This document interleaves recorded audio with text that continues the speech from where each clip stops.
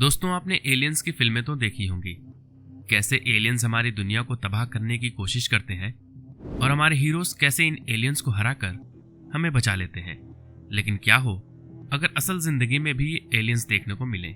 जी हाँ, ये सुनने में ही बेतुका लगता है, लेकिन क्या आपने कभी सोचा है कि इतने बड़े यूनिवर्स में हम अकेले कैसे हैं?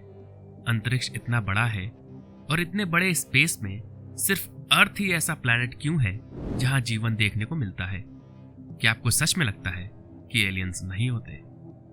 हम आपको ऐसे प्रूफ दिखाएंगे जिसे देखने के बाद आपका विचार बदल जाएगा, आपकी आंखों पर रखा पर्दा हट जाएगा। तो वीडियो पूरा देखें और वीडियो को लाइक करके चैनल को सब्सक्राइब भी करें। हेलो दोस्तों, कैसे हैं आप सब? उम्मीद करता हूं अच्छे से होंगे। तो आज हम जानेंगे क्या एलियंस हमारे बीच मौजूद हैं। तो सफर शुरू करते हैं।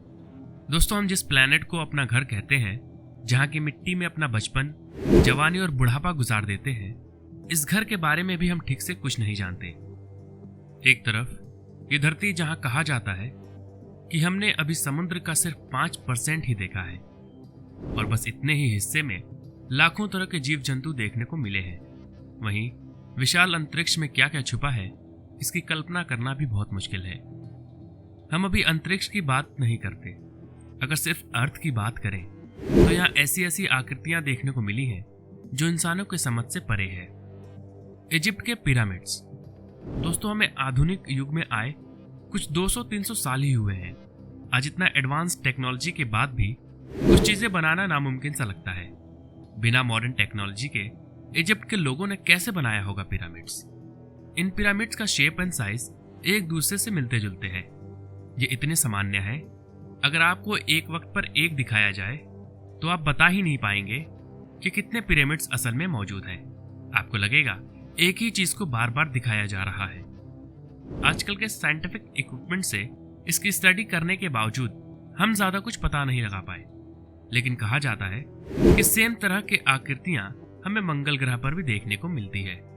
कुछ लोगों की माने तो इन पिरामिड्स की मदद से हमारे एंसेस्टर्स स्पेस यात्रा किया करते थे। तो कौन थे वो लोग? दोस्तों, हमें पता है कि इंसान बंदरों से विकसित हुआ है, जिसकी वजह से हमारा डीएनए उनसे बाकी जानवरों के मुकाबले बहुत ज्यादा मैच होता है। लेकिन इस धरती पर कोई भी चीज बिना किसी कारण के नहीं होती। क्या हो अगर जिस एवोल्यूशन में हम प्रकृति का हाथ समझते थे, असल में एलियंस का हो? खैर, ये तो वक्त के साथ पता चल ही जाएगा। लेकिन आगे जिस तथ्य को हम आपको दिखाने वाले हैं, उस चीज को देखकर आपके होश उड़ जाएंगे। एरिया 51 कहलाने वाली वो जगह असल में दुनिया का सबसे रहस्यमय स्थान है। आप जितने लोगों से पूछेंगे उतनी तरह की कहानियां आपको सुनने को मिलेगी, लेकिन एरिया 51 में काम कर रहे एक वर्कर ने ऐसी बात बताई जो आपके होश उड़ा देंगे। अपने आखिरी वक्त में उस इंसान ने अपने प्रियजनों को एक फोटो भेजी और साथ में चिट्ठी भी।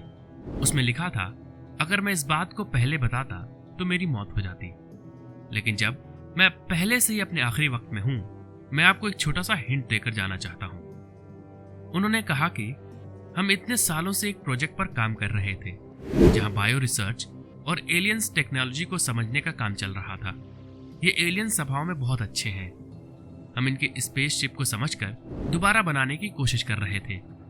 एरिया 51 में काम कर रहे बॉब बुशमैन 2014 में अपनी आखिरी वक्त में थे। उस वक्त जो फोटो उन्होंने अपने परिवार को भेजी, उसमें वो कैमरे के सामने थे और उनके हाथ में एक बड़ा सा पेपर था जिस पर एलियन की फोटो बनी थी।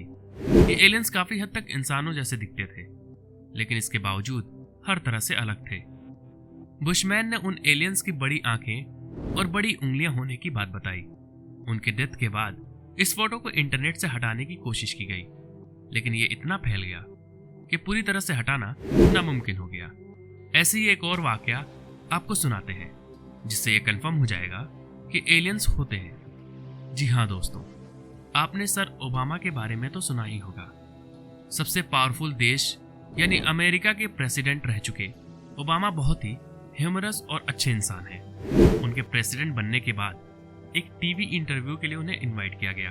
बातों बातों में एंकर ने जब पूछा कि क्या एरिया 51 में कोई एलियंस है, पहले तो मजाक में बात को पलटने की कोशिश की, लेकिन फिर उन्होंने एक हिंट देते हुए कहा कि हमने आसमान में कुछ ऐसे ऑब्जेक्ट भी देखे हैं जिसका पता लगाने में इंसान अभी नाकामयाब रहा है।